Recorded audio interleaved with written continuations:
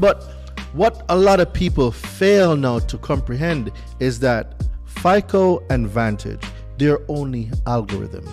They have nothing to do with your credit. They are a risk model that takes the information from your consumer report.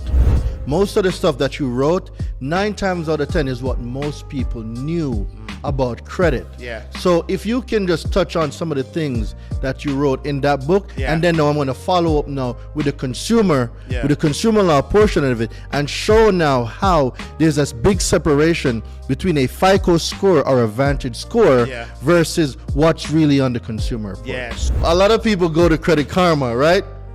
And they see a score on Credit Karma and they're like, yo, that is my score, that is my score. Well, not really. It is a risk score, but it's not what 90% of banks use. 90% of banks use your FICO, your FICO 2, FICO 4, 5, 8, 9, 10, 10T, based on the different model that that institution has. Hey, wait. I know you want to watch this next video, but listen, if you are an entrepreneur, business coach, business consultant, or a small business owner who has a story and wants to learn how to create multiple streams of income from your story, I need you to text me right now, my book, to 646-687-4152. That is my personal number. I have been an author for over 12 years. I've written 10 books. 4 of them have been bestsellers, and I've sold over 100,000 books. But I've also helped a lot of my clients take their expertise and put it into a story, then create multiple streams of income from that. So I want to help you do the same thing. So text my book to 646-687-4152. All right, let's go back to the video.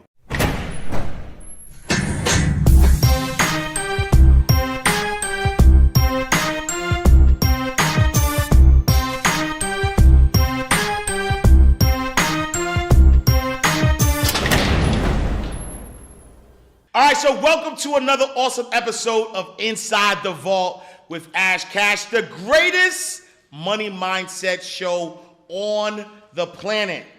So listen, Americans' total credit card balance is $925 billion in the third quarter of 2022, according to the latest consumer debt data from the Federal Reserve Bank of New York. That's a $38 billion jump from $887 billion in the first quarter of 2022. Today, we have someone who will show you how to use consumer laws to delete any account from your consumer report. This is your chance to reclaim the control that is rightfully yours.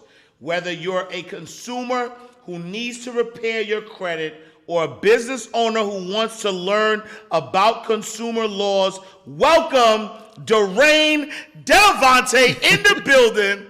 What's up, brother? How you doing, with an intro like that, you would have thought I got nominated for the Grammy or something. I mean, you might as well, right? Because the Grammys is just promoting or celebrating people who have great music. And I mean, I know that, you know, the right sounds and the right things that you say to yourself can help you build wealth. But what you're doing, you know, as somebody who understands that credit is an important part of building wealth, credit, you know, loans and, you know, those things could literally change your generation for years and years to come. And with what you're doing in the revolutionizing credit for how we know it, I think it's important that we give you that type of intro because, listen, y'all need to pay attention, right? Because a lot of us, you know, like there's a lot of consumer debt. There's a lot of errors on credit reports. There's a lot of people who have bad credit. There's a lot of people who are you know, stopped from living their, you know, financial dreams because of that. And so as somebody that's on the forefront of helping people, I think it's important that they know, like, this is going to be a good show. You know what I'm saying? Yeah, for sure. So let's start, you know, before we dive into, you know, all of the great content and the information that you're gonna, enlighten us with. For those who don't know, who is Daraine Delevante? So what's going on, guys? My name is Daraine Delevante. I'm your favorite consumer law expert. I help people repair, rebuild, restore their own credit using consumer laws. I also help credit repair business owners to scale their credit repair business to an extra $100,000 to $250,000. And I just launched a program for affluent and busy entrepreneurs like yourself, where now I personally will be repairing, rebuilding, and fixing y'all's credit, because I've gotten the request so much. I'm like, you might as well just do it, bro. Wow. So yeah. So let's dive into credit, right? Because, like, for me, I wrote a book about about a decade ago now, right? 2013, decade ago. Wow. Man, time is Wow. flying. I wrote a book a decade ago called What the FICO, 12 Steps to Repairing Your Credit. And I can imagine that things have changed since 10 years ago, but still it's a good book, so y'all should check it out. But you talk about FICO in a way that I'd never heard of it before. Can you discuss, like, FICO and a role that it plays in your consumer report? All right, so that's a very good question. Before we get to there, your book, the reason why I want you to bring this up a little bit more, for the simple fact that most of the stuff that you wrote, 9 times out of 10 is what most people knew about credit. Yeah. So if you can just touch on some of the things that you wrote in that book, and then now I'm going to follow up now with the consumer law portion of it, and show now how there's this big separation between a FICO score or a Vantage score versus what's really on the consumer report. Yeah. So, what the FICO 12 Steps to Repairing Your Credit, really talked about the different parts of your credit, right? And so I call it the 35, 30, 15, 10, 10, 35, 30, 15, 10, 10, 35, 30, 15, 10, 10. That breaks down to 100% of your score. 35% of your score is your payment history, which means, are you paying your bills on time? 30% of your score is your usage ratio, so your utilization ratio. And so if you have any revolving credit, are you keeping those balances 30% or lower? Then you got 15% of your score, which is the length of credit history, which is how long have you had credit.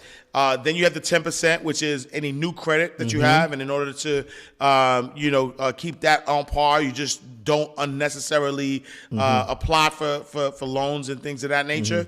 And then lastly, you have your credit mix, which is the different types of credit that you have. I am utterly impressed. Like, you see me over here smiling, right? Yeah. Like, if you're not really in the credit, even people in the credit game, when I say 35, 30. We're about to trip up, though. I got you. That's why I'm here. I'm going to trip up on my own show, fam? No. I got you. But the fact that you're able to say it like that, it means that you literally, you're from a place of authenticity. 100%. Right? Yeah. So, it like, there's people right now that's in the credit game where if I say 35, 30, 15, 10, 10, they have no idea what it means. Yeah. And they're like, bro, what are you talking about? I'm like, okay. 35, 30, 15, 10, 10. And it takes a while for it to click. So for you just to give that off the top of the dome on a book you wrote over a decade ago, bro, you are the real deal. So that's my point. Like, you are the real deal. Thank you, brother. Thank you. So it goes even further. It goes one step further, right? So when we look at 35, 30, 15, 10, 10, well, it translates to points as well. So FICO, right, ranges from 300 to 850. That gives us 550 points to play with, right? So for the 35%, which is the payment history, that equates to 192.5 points. When we go to the 30%, that's 165 points.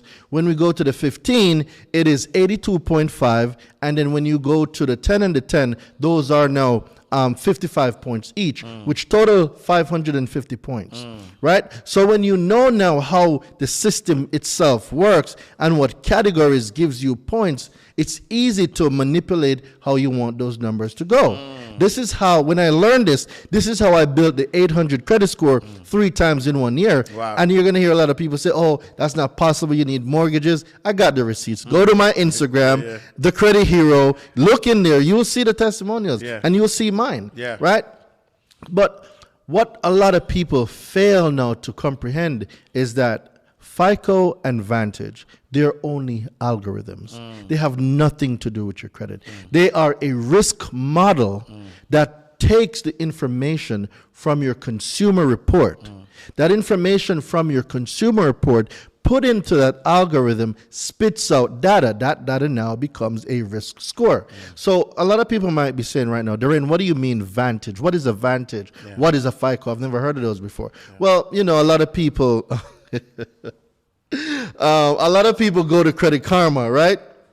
And they see a score on Credit Karma, and they're like, yo, that is my score, that is my score. Well, not really. It is a risk score, but it's not what 90% of banks use. 90% of banks use your FICO, your FICO 2, FICO 4, 5, 8, 9, 10, 10T, based on the different model that that institution has. That models now for different things, right? So I'm not going to go too deep into like the score buckets and all these crazy stuff. What people really need to know is that the information is what generates the score, right? So when we go to the definition of what a consumer report is, which we will in a second, we're going to see that I'm going to prove to you around 4 things, right? And if I can't prove 4 things to you by the end of the episode, I will sell you $1,000, and I'll make sure everybody see me sell you $1,000. And so I'm going to challenge you on those 4 things. Absolutely, too. And I'll prove all of them. Gotcha. So the first thing I'm going to prove to you is that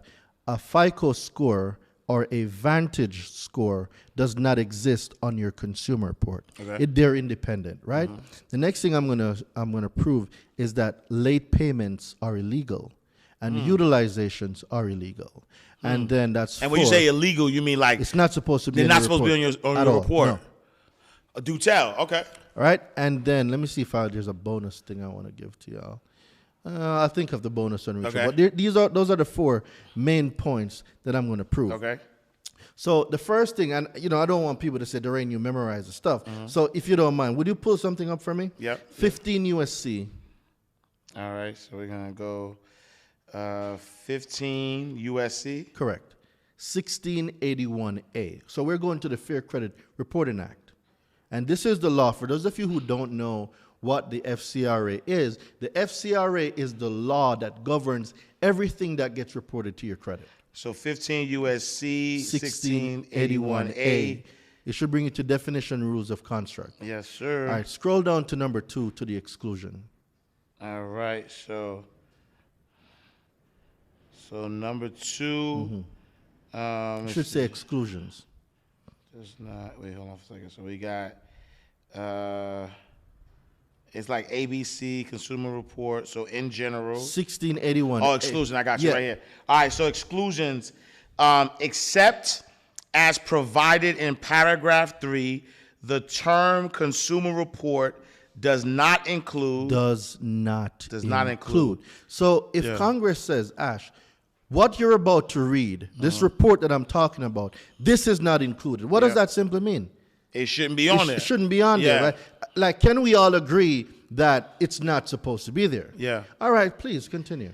All right. So it says A, subject to section 1681 S3 of title, any report containing information solely as to transactions or experiences between the consumer and the person making the report. All right, good. So now there's 3 definitions we're going to look at, right? Yeah. The first one is the consumer report. Yeah. What is the correct definition of a consumer report? So if you click on the word consumer report, Congress is going to give you the definition. It's a hyperlink. Yeah. So consumer report says, in general, the term consumer report means any written, oral, or other communication of any information by a consumer reporting agency bearing a customer's creditworthiness credit standing, credit capacity, character, general reputation, personal characteristic, or mode of living, which is used or expected to be used or collected in whole or in part for the purpose of serving as a factor in establishing the consumer's eligibility for A, credit or insurance to be used primarily for personal, family, or household purposes, B, employment purposes, or C, any other purposes authorized under Section 1681B of this title. Now, in what you just read, did Congress mention a FICO score or Vantage score? No, not once. So that is the definition by law of what the consumer report is. Yeah. So now, is it fair to say, based on the definition provided by Congress, that the consumer report is independent of a risk score model or a credit score, which is a FICO score or a Vantage score? I would say yes, right? Because if the consumer report is saying that this report is any written, oral, or other communication, information by a credit consumer reporting agency, right, to try to see their credit worthiness, credit standing, credit capacity, character, general reputation, personal characteristic, or mode of living, right? And it's used to collect the part. So it's saying that's what the consumer report is. It's written, oral, other communication. Yeah, so it doesn't mention anything about your FICO score or your Vantage score, which is data collection. Yeah. All right. Yeah. So, see, the reason why there's 343 million people in America, the last time I checked. Yeah. And for every 8 to 9 people out of 10 have incorrect or inaccurate information on their credit. Yeah. So you're taking about 70 to 90% of that 340 million, right? That's the amount of people right now that's suffering with bad credit or inaccurate items on their credit because they cannot make a distinction that your consumer report and your FICO score or your Vantage score are completely separate entities. So when we go back to the exclusion sections, right? Earlier you mentioned from your book, you mentioned 35, 30, 15, 10, 10. Yeah. And we know that the biggest part of the FICO score is the 35%, which is the payment history, and the 30%, which is the utilization, which makes up 65%, and that 65% translates to 357.5 points. Right? So a lot of people that don't know consumer law, they're losing about 357.5 points on their credit because they don't know the things that they don't know, and the people that do know the things that they don't know use the things that they don't know against them. Right? Yeah. So when we go back to the exclusion section now, right, it says, except as provided in paragraph 3, the term consumer report does not include. Right. And then when you go down to A1, it says what? Reports? Reports containing information solely as to transactions or experiences between the consumer and the person making the report. Okay, so let's find out who the consumer is. Can we click on the word consumer? So consumer is the term, it means an individual. Correct. You and me, we're the consumers. Now, if I was to ask you what does the word person mean, without clicking on it yet, what would you say the word person means? I would say a person is also an individual. All right. Yeah. What if I told you a person is also a corporation? Let's go to the definition. Let's see what it says. All right, so in the the term person means any individual, thing. But partnership, corporation, trust, estate, cooperative association, government or governmental subdivision or agency or other entity. All right. Your Wells Fargo, Bank of America, Department of Education, Sallie Mae or whoever, all these entities, these are all persons. Yeah. But you see, because we have a definition and we think that person only means you and me, a natural person of flesh and blood, they're overlooking the fact that a corporation, a Wells Fargo, Bank of America, TD Bank, whoever, these are actual persons too. So it says transactions. Yeah. It says the term consumer report does not include. And then A1 says transactions or experiences between the consumer and the person making the report. Yeah. Well, what is your payment history? Isn't But let me ask you a question though, right? Because when I hear this, it almost feels like it's saying that it should not include information or transactions, experience between the consumer and the person making the report. So is it Bank of America or Chase or the bank making the report, or is it the credit reporting agencies like TransUnion, Equifax, and Experience who are making the report? Well, see, Tell me that, Daraine. A lot of people don't know. See, TransUnion, Equifax, and Experian, they don't make a credit report. They report what is given to them by furnishers of information. Your Bank of America, your Wells Fargo, your Capital One. So the person making the report is your Capital One, your Bank of America, your Wells Fargo. They got your information. They're making a report on you, or they're furnishing a report on you to these non-affiliated third parties. Right? So if your transaction between Daraine Delevante and Wells Fargo is not a part of the consumer report, well, Wells Fargo can't report me late. See, Wells Fargo only reports me late if I let them report me late. See, when I tell people that a late payment don't exist, it doesn't exist it only exists to people who let it exist. So in December, I did a challenge, right? And on that challenge, we got about 450 accounts deleted. And we're doing one again in February. The point is this: a lot of things that a lot of people think that are factors of their credit or their consumer report are not true because they've been consumed by misleading information. See, it's all in the writing. Break the writing apart. See what they're saying. Once you see what they're saying, you know how to operate. So one of the big things is the transaction or the experience. Well, your transaction is your payment history. Your payment history is 35% of FICO, which is 192.5 points, right? The next part is the experience. The experience now is how you're using that line of credit, or what you called earlier your utilization. I got a $10,000 line. I'm using 3%. That's my experience with that line of credit. That's 30%, which is another 165 points. Combined, that's 357.5 points that you can claim just by knowing consumer law. Wow. And so the fact that they can't report it, but they are reporting it, well, how do you get it off? Because if you go to, if I go somewhere and Bank of America, Capital One, Chase, whatever bank says, no, you're late, and then I pull my credit report and it's saying I'm late, and I can pull up, this exclusion all I want, and when I'm going to, I'll be, look, I was late, but they're not supposed to report it. How do you get it off the report then? Well, I can't speak for anybody else, but I can tell you, late payments are one of the easiest things for us to delete. We've gotten on the last challenge, it was about 100 late payments. One guy, Wes, he lives here in Atlanta. Wes got 128 negative items deleted from his credit. Wow. Right? So all through doing consumer law.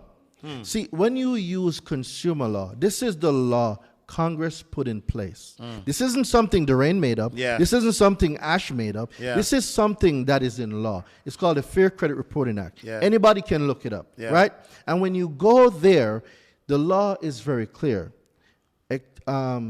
Exclusions. The term consumer report does not include. They tell you it does not include it.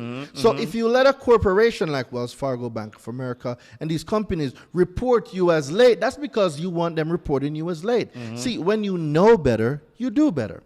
So learning consumer laws, you are able to use the laws, leverage the laws to get these accounts deleted. It doesn't matter what type of account you think you have. I can show you the consumer law that can get it deleted. The next thing I want to bring to your attention.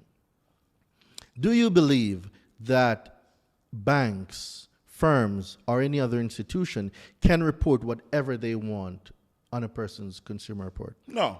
Like they have to, it has to be accurate. It can't be erroneous. It has to be, like we think about, like you mentioned, the Fair Credit Reporting Act.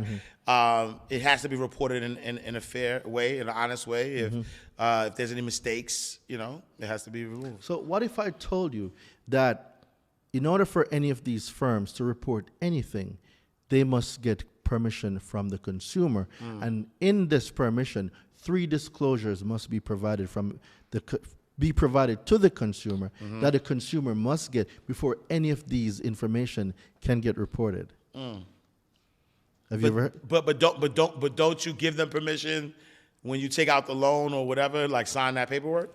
You give them 1. It's 3. Every contract that I've looked at, including mine, there's only 1 disclosure that was given. The law says you're supposed to get 3. And even when you get these 3, the consumer still have the right to opt out if the consumer does not want their information reported. Wow. Okay. So tell me to prove it. Wait. So wait. Let me just get this right. So if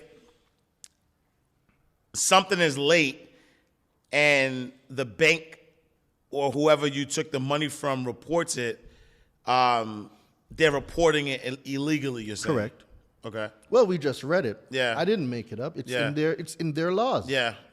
Right? We're just a good steward of information, reading and learning the information and bringing it to the public. Yeah. Now,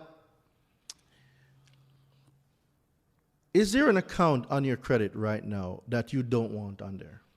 Yes. You have the ability to get that account off. Yeah, I ain't gonna say the bank name, but but tell you, it's so crazy, right? Like, there's a credit card that I really don't use, and every time, like, they don't do a good job telling me, like the one time, I think the one time, it was like a fee, like an annual fee or something. Like, it was a fee that I don't use this card. Then all of a sudden, I don't get no calls, no nothing. Then I get a alert that my credit score changed, and I look, and it's like, you know what I'm trying to say? It's like $50, and they're like, yo, it's a late payment for like $50, and so they hit me with one ding. It was like 2 years ago.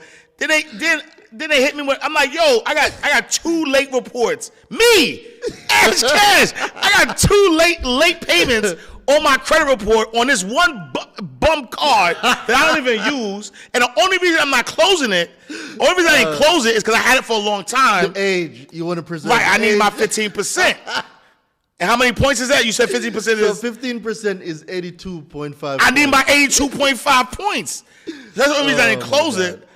Yeah, I need that off, B. That was. I need that to come off. Yo.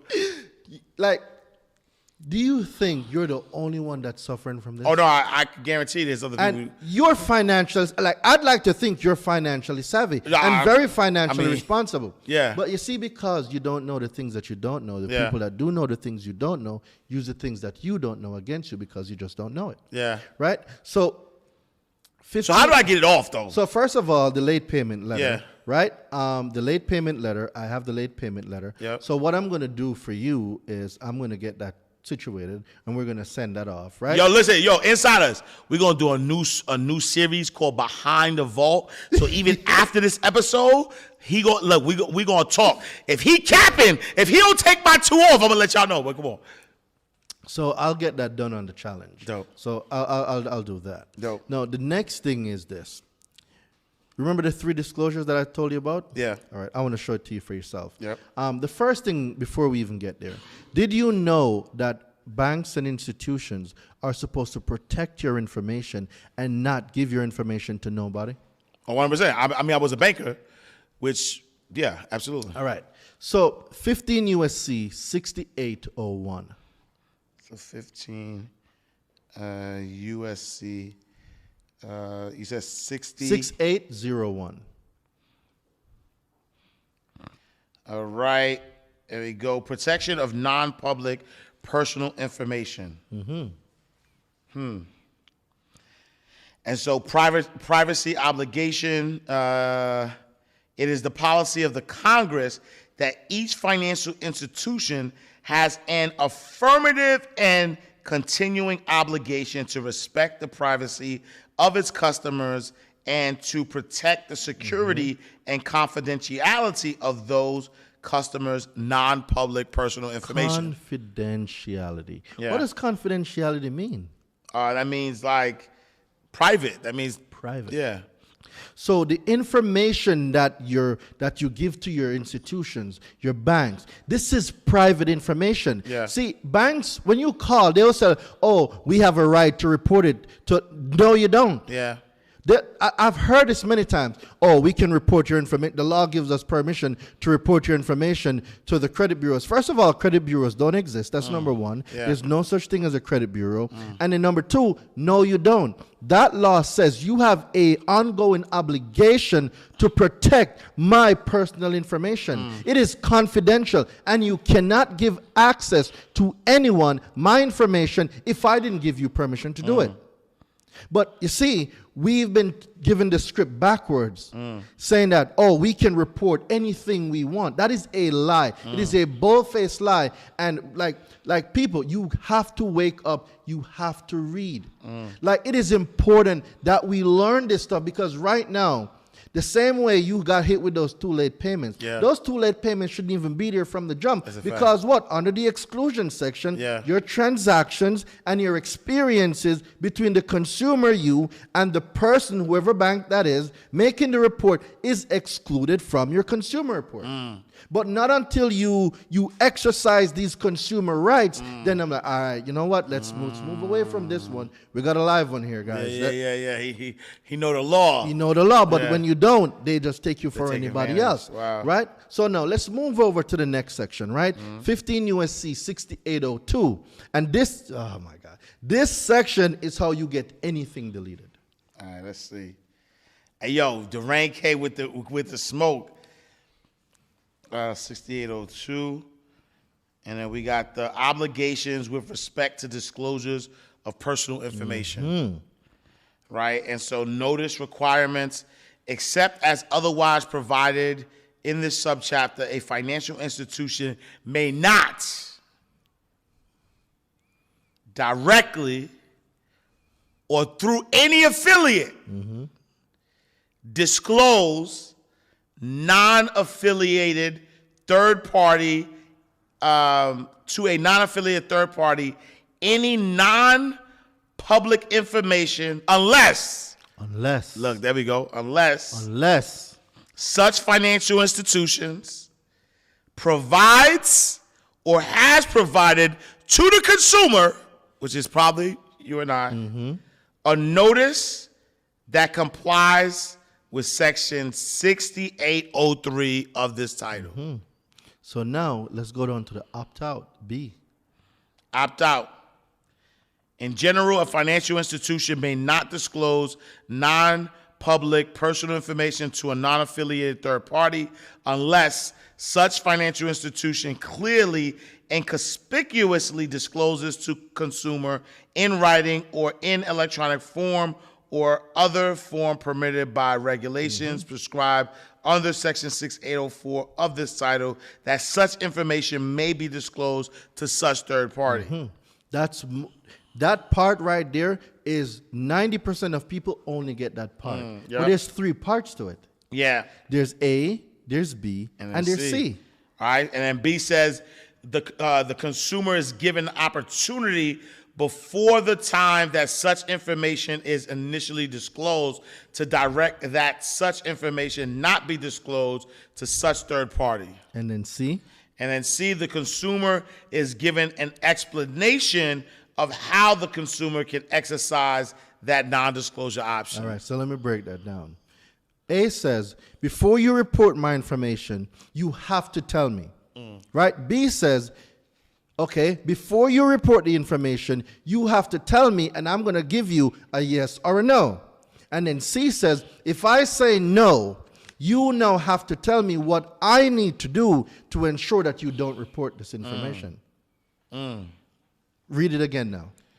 All right, so a financial institution may not disclose non-public personal information to a non-affiliated third party unless such financial institution clearly and conspicuously discloses to the consumer in writing or in electronic form or other form permitted by regulations prescribed under Section 6804 of this title, that such information may be disclosed to such a third party. B, the consumer is given the opportunity, right? So given the opportunity before the time that such information is initially disclosed to direct that such information not be disclosed to such third party, and, right, the consumer is given an explanation of how the consumer can exercise that non-disclosure option, and is what I'm focused on. And because it didn't say one or the other. It's saying all three of them. Three. Wow. Okay. So do you ever, and remember, it says it must be what? Conspicuous. Conspicuous, yeah. Have you, or can you ever recall ever getting those three disclosures? No, I mean, I know I've applied for credit cards. I just sign them, but yeah, I don't know. What does conspicuous mean? That means it got to be obvious. So whether you're rushing through it or not, it must be readily available for you to see it and in plain sight. So now, if an institution, student loans, oh my God, I'm giving you all this. Oh man. So, you know, people say you can't delete student loans from your credit? That is a lie. Wow. We've gotten over 150 student loans deleted. Wow. Right? So let me make something clear, guys. Deleting a student loan from your credit does not mean you don't have the obligation or the alleged obligation, right? Taking stuff off your credit is you control what gets reported. So let me make this very clear. You control what gets reported. What gets reported goes into a FICO algorithm. There goes your 700, there goes your 750, and that's how I built to 800 three times. It's information. Wow. And so for my insiders out here who's hearing all of this information, all it takes is knowing the information and then being able to have the right letters that you're sending to the bureaus so that they could comply with this information. See, all right. So the first thing I want to just correct, and bureau. Let's dissect this word a little bit. 99.9% of everybody in America calls TransUnion, Equifax, and Experian bureaus, right? Now, if I was to ask you, where did you learn this word from? What would your answer be? Probably from something I read I can't say really the bank. I had to read it somewhere. But this would be the answer everybody in America gives me. Because of misinformation. See, there's strategic warfare, right? You know, you got warfare, there's wordfare. And wordfare is how you use words subliminally that seeps into the subconscious mind that resonates a feeling of authority, right? So when we think of a bureau, who do you think of? The FBI, to be honest. Now, is TransUnion, Equifax, and Experian a government agency? They're not. They're not. Private institution, self-proclaimed credit bureaus because they knew words have power. Just like the Federal Reserve Bank. That is not a bank, it's not, and it's not even federal. Right. Play upon words. People. Federal Bureau. FBI. FBI. So when we think these credit bureaus exist, it has a certain level of fear that's associated with it because, I'm scared of the government. Right. You know, government come and they lock people up. We don't see them again for 30, 50 years. Right. Well, if this so-called bureau is telling you that the information that they're furnishing is accurate, you're not going to challenge it because you think they have more power than what they exert. They're the authority. There you go. Wow. So when we take away the word and use their correct name, Consumer Reporting Agency, the same way they are defined in the FCRA, the same way they are defined in the FDCPA, we see that they're just like any other company. That's the difference. Wow. It's the words. Wow. Words are so powerful. In the beginning was the Word, and the Word was with God, and the Word became what? Flesh. As a man thinketh in his heart, so is he. Speak the things you want onto your life. So the power in words that we don't even look at their meaning subconsciously has an effect on the way we operate. And I learned this studying consumer law. What I think a word means is completely different than what it means in consumer law. Wow. Totally different. Wow. And so, again, all of these credit reports. So I guess what can be reported on a credit report then? Whatever the consumer wants. You control what gets reported. And so, because, so let me get this straight, right? So let's say, for instance, I have a credit card that I have good credit history on. Mm-hmm. They're reporting it without my consent, right? Because, you know, most of credit cards are not giving consent. How do I get it on my, or I mean, it's on there already. And so the only time that this is valid is when I see something that I want to take off. You get where I'm going with it? Like I'm wondering, because most people who open an account, they don't intend to pay late, or they don't intend for something to mess up. And so when they do open this account, they want it on their credit report. And so let's say, for instance, they do follow the steps to get it on the report. Well, what if when it's on that report, they are late? Do they have the opportunity, or do they have the right to say, you know what, forget it, I don't want it on there no more, and get it off? So you asked two questions, and they're both correct. Whatever you want reported can be reported. If the account doesn't serve you, you can delete it if you want. It absolutely can. Yeah. So what I do is this, right? If it's only a late payment, I just get the late payment off. I keep the account. I keep the history. Yeah. If it's negatively affecting me, I delete what that negative thing is, because you don't have to delete the whole account. You can just delete the late payment. Leave the account. You get like that one. You keep the years, right? Because you want to maximize on the FICO points, because we know that's what the banks are looking at. Right. So we keep that to maximize on those points in those categories. But at the same time, that late payment, well, I know 15 USC 1681A D2A1 says that, under the exclusion section, the term consumer report does not include. I am going to use that to my advantage. Congress gave me that right. So when you know, it's like, it's playing chess. Yeah. Right? When you know where the pieces go, you have to checkmate. Yeah. So consumer law teaches you how to maneuver the pieces. Do I want this on the account? Do I want that on the account? And earlier, in the beginning, you brought something up about debt collectors, right? Yeah. And the credit card debt and all that stuff. You know, a lot of people have so many debt collectors calling them. And what a lot of people don't know, there's people online saying that you have to pay debt collectors, and you're supposed to send goodwill letters to delete late payments. Don't ever, like, if you are hearing the sound of my voice right now, do not ever send out a goodwill letter. Don't do it. See, like, forget everything you thought you knew about credit. Everything you think you knew about credit, that your auntie, your uncle, your brother, somebody told you about credit, forget all of it. Wow. The real truth to credit is consumer law. The things you are able to do with consumer law, you cannot do with anything else. Wow. For instance, 15 USC 1692 CC, right? We're in the FDCPA, the Fair Debt Collection Practices Act. And under the communication sections, when you go down to C, it says, in writing, a consumer can refuse to pay a debt collector. This isn't Daraine making this stuff up. You can pull it up. Yeah, I want to and pull that up, anybody man. can look it up. 15 USC 1692 CC. Hold on, Richard. Hold on.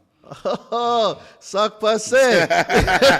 He said US or 15 USC. 1692 CC. Oh, while you're finding it too, a friend of mine says to tell you sac passe. Sac passe! Marvin Francois. He's a great friend of mine, and he would love to meet you. Salute, yeah, he's like, brother. tell my Haitian brother sac passe when you see him. That's what's up. Salute, Marv. I appreciate you, brother. Tu bagay form. Oh, he didn't teach me that one. No, he know. He gonna know. He didn't teach me that one. 15 USC code 1692C. C, and then you go down to C. So communication and connection with debt collection, right? And so if we go down to C, it says season communication. If a consumer notifies a debt collector in writing that the consumer refuses to pay a debt, or that the consumer wishes the debt collector to cease further communication with the consumer, the debt collector shall not communicate further with the consumer with respect to such debt. So I know that, but that means stop calling though. Well, that's one part. So you hear some gurus online say, "Don't pay debt collectors, don't pay debt collectors." But when you ask them why not? They can't tell you where it came from. This is the law that supports don't pay a debt collector. Yeah. When you put in a cease and desist, right, or a refusal to pay, a debt collector can only respond to you in one of three ways. And it's listed there. Yeah. Right? One of three ways. If it's not any of these ways, it is a violation of that law, and you can sue that debt collector for violating that law. You want to see a collections delete quick? Put an intent to sue. Send them a cease and desist. Yeah. Wow. See, oh my God, I'm gonna give you. But here's the thing about debt collectors too, though, because there's one thing that I'm sure still happens now, and I wrote this in my book a decade ago. I gotta update the book now because now you're giving me some stuff to write about. That's pretty cool. But you know, there are a lot of what we call debt scavengers who don't even have the right to collect on your debt, and they're using scare tactics to scare people to pay old debt that are old.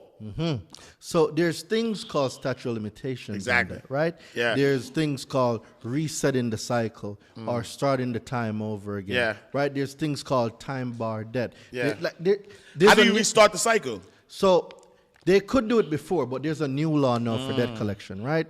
And 12 CFR 1006, Regulation F. You memorize all of this. I read this stuff every day. Yeah. Right? So with the new laws say a few things, right? A debt collector cannot park any alleged debt on a consumer's consumer report without first getting in contact with the consumer to whom this alleged debt is related to. Wow. So they can't just, surprise, collections, no. That's a no-go, right?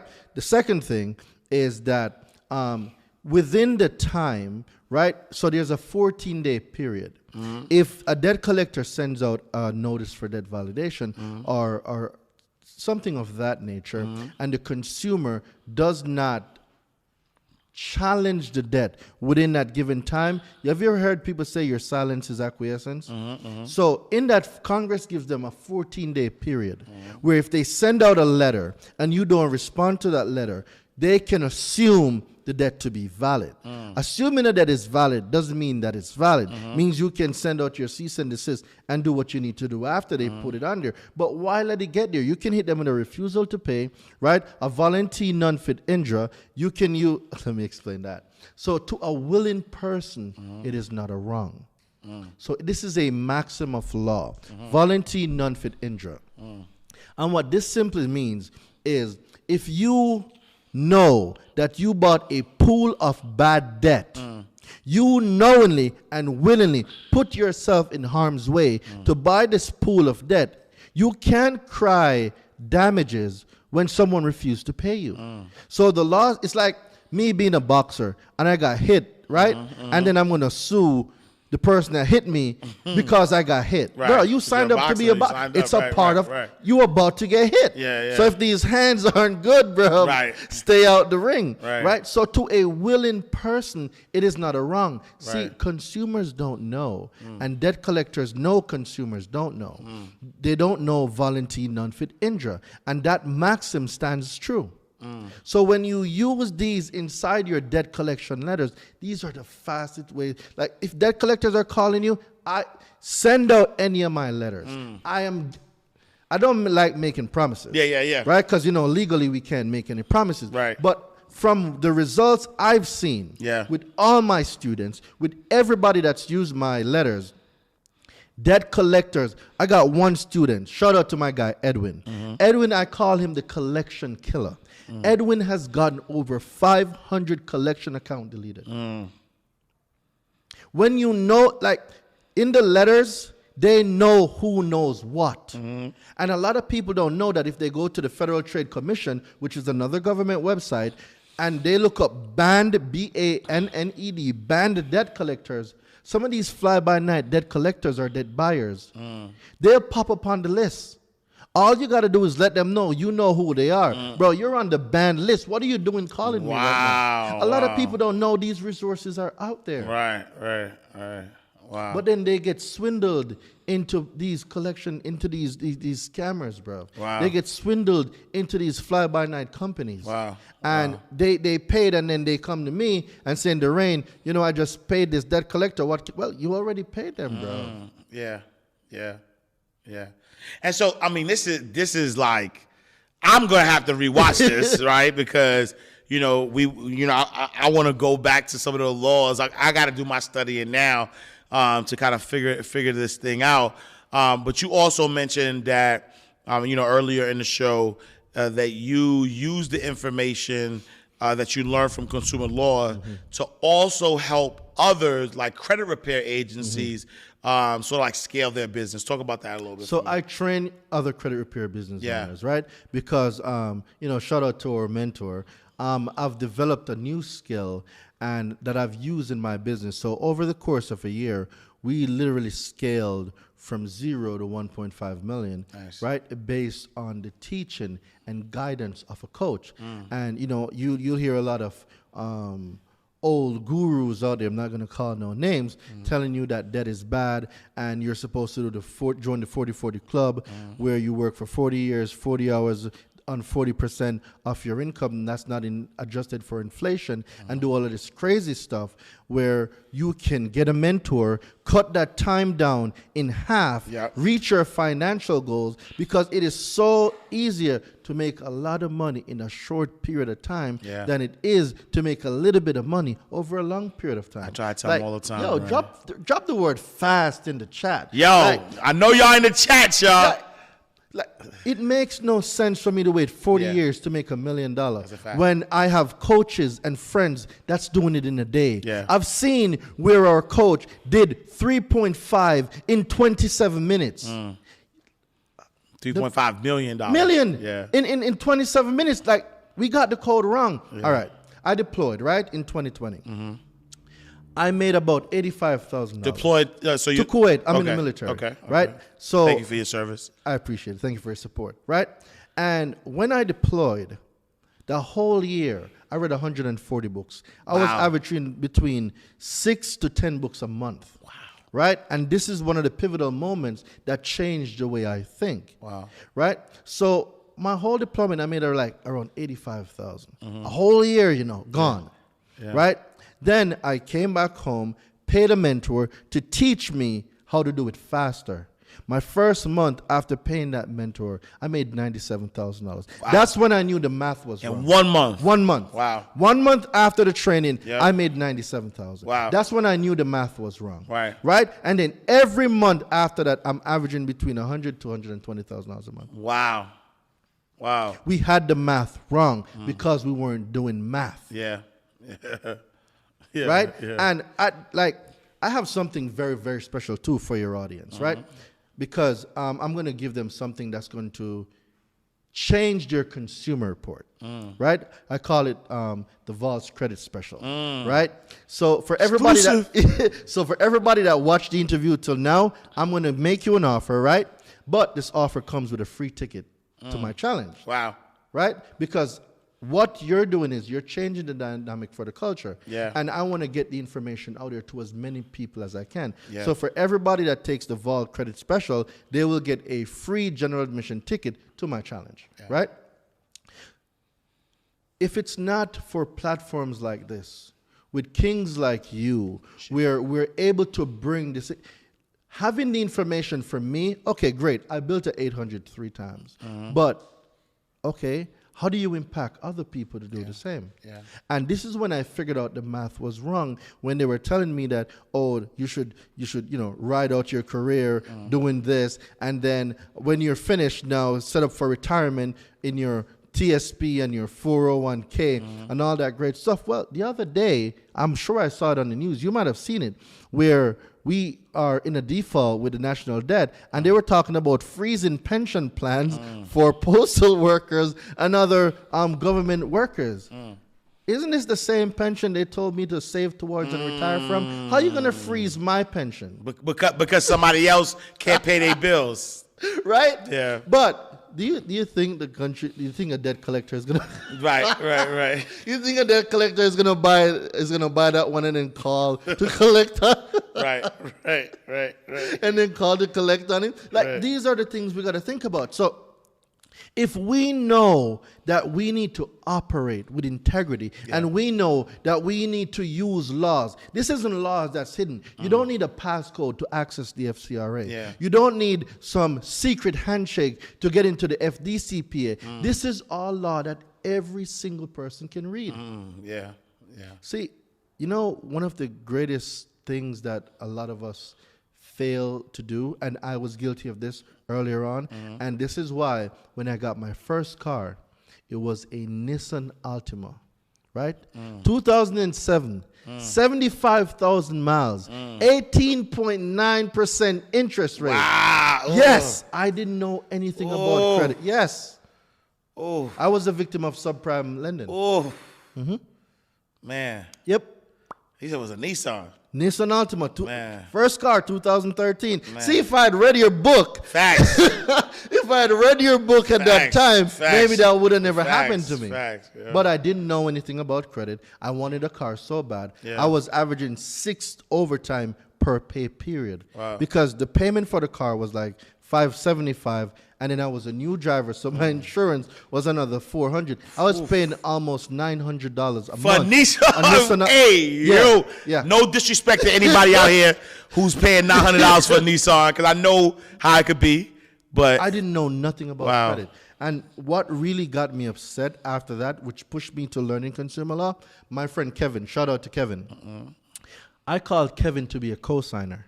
I didn't comprehend what a co-signer was, or when a person say, I am going to co-sign this for you, the level of responsibility that person takes on. If you are hearing the sound of my voice, do not ever in your life co-sign for anyone. Never, Send them to go fix their credit. Never, ever. Don't do it. Yeah. My boy Kevin he's like a brother to me, right? And I was responsible. I paid the car off and stuff. But, bruv, if I had knew that Kevin literally is saying, I stand sole responsibility. If Daraine decides to not pay anymore, I am the one that's on the hook for this payment. I would have never did it. But I never knew. I knew nothing about credit. And I put my boy in such a spot. And he didn't even comprehend what he was doing too. He was like, yo, my friend need a car. All right, I got some credit. My boy can get a car. But how many of us ignorantly do that for our families, friends? And we put them in such a situation now where, you know what stories get me the most? The girlfriends and the boyfriends are this, oh my God, they need a car. I'm going to go to the dealership. I'm going to get you this nice whip. Partner one don't qualify. And this is why I don't like some car dealerships. Some shady ones. To the good ones out there, shout out to y'all. But y'all shady ones, all right, you go there with your partner. The partner is disqualified. You know who they're looking at? You. The person beside. Why don't you co-sign for it? So now you're like, do I wreck this relationship by saying no? Or do I be the knight in shining armor now and co-sign?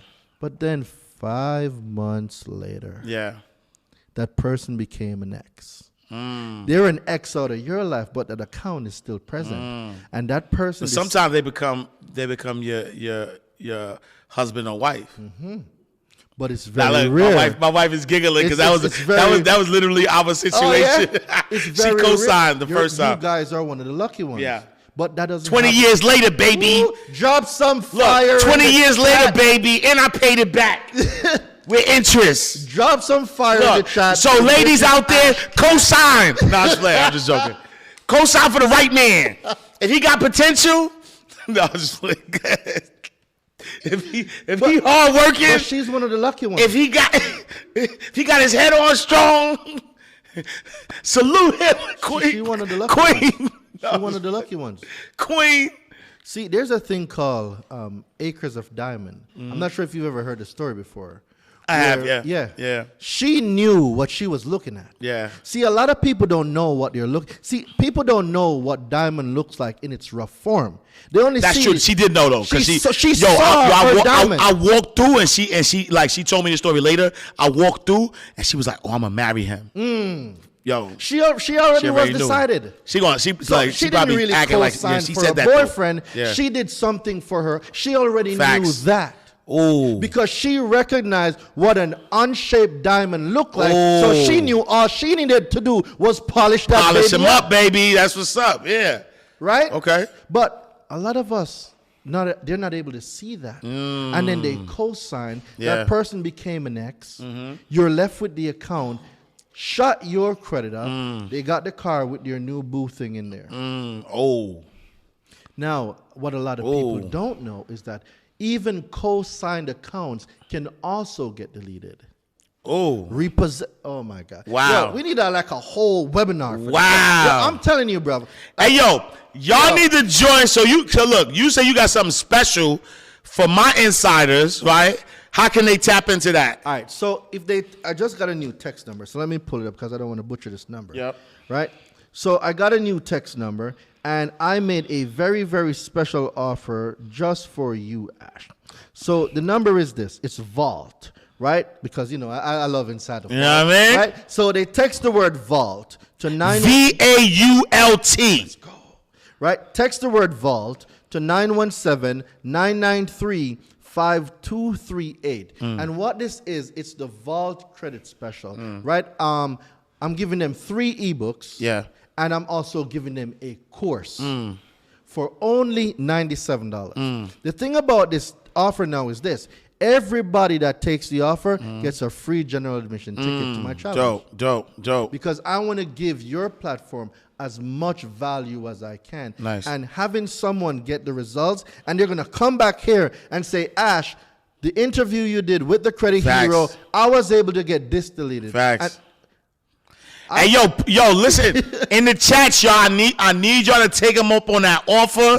I need y'all to let me know, you know what I'm saying? Is he the Credit Hero? Because I'm telling you, y'all, I really need those 2 late payments off my credit score. Receipts. You know what I'm saying? Because I'll probably be at a 900. And I was playing, ain't no 900. But, that people be like, yo, I'll be at a 900. But I need those 2 off. So, look, I need y'all to tap in. Tell them that number again and tell them where they get. It's 917-993-5238, right? Text the word Vault to 917-993-5238. They're going to get the Vault Credit Special. It's 3 of my ebooks. Yeah. The 24-hour inquiry deletion guide. This one ebook. It's only $97, y'all. Only $97. You spent $97 this week already. But let me tell you what. And then you ished it out. The course I'm giving them, the course is a $1,500 course that I've given just to your audience for only $97 with 3 of my ebooks. Yeah. So it's my 30-day credit mastery, consumer law mastery. I am giving them that on my website and in my offers alone. That one is $1,497. $1,497. But for everybody that stick around to hear, they're getting it for only $97 along with a free general admission ticket to my challenge. To your challenge. Yep. Dope. I want to give value. And I want him to come back in the comments. Yes. I want him to come back in the comments and let you know on the challenge if the stuff works or not. Yeah. Yo, listen. The Credit Hero, Daraine Delevante is in the building, man. Yo, you gave us a lot of information, and definitely I want my insiders to rewind this, pay attention, take him up on his offer so he could dive a little deeper in the information that he taught you. But when you hear new information, what I say is, first of all, if you watch the show, he gave you all of the laws, right? So all of the U.S. laws, you can go and verify it yourself. Yep. Don't take his word for it. You look him up and make sure you verify it. But then take his offer, right? Because once you take his offer, you'll be able to start to implement the things that he's saying.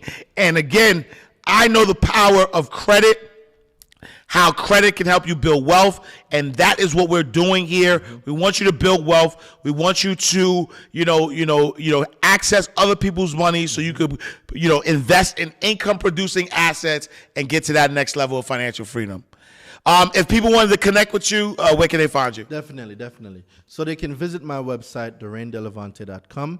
That's DaraineDelevante.com. I'm also going to send you the links and stuff. You can throw it in the description. So for those of you guys who are looking, you can just click the description below and you'll see my Instagram, The Credit Hero. So that's THE_credit_hero. Beware of fake profiles, guys. Please beware. Like, these fake guys come out of nowhere. All the time. Like 10 per week, bro. Yeah. So just make sure that you're clicking the Credit Hero link that Ash is going to put up. It's at THE_credit_hero. There's no dot. There's no extra underscore. It's the THE_credit_hero. My website, Consumer Law Secrets University, DaraineDelevante.com. Daraine Delevante, Google me. I am very Googleable, if that's a word. Let's go, y'all. We are closing out the vault. And, this one was a lot of gems, so we got to close out the vault. Make sure y'all go to InsideTheVaultShow.com. Follow us on all social media platforms at Inside the Vault. Me, I am Ash Cash. Make sure you visit me, IamAshCash.com. Follow me on all social media platforms at I am Ash Cash. And join us inside of the Abundance Community. Go to abundancecommunity.org. We got Daraine in there dropping more. Look, if you think he dropped some bars, we got behind the scenes. He's dropping some more bars, some exclusive content that you're not going to see here. So make sure you join us, abundancecommunity.org. God, I appreciate you. Thank you so much for making Inside the Vault the greatest money mindset show on the planet. Right? Top 200 podcasts. Let's go. Every single week. 26 countries. We rank everywhere. Ooh. Not in the U.S., y'all. Let's go. Put some respect on our name, but thank you. Fire in the chat. Thank you for making us the greatest money mindset show on the planet. I'm going to see you next time, same place, in God's will. Peace.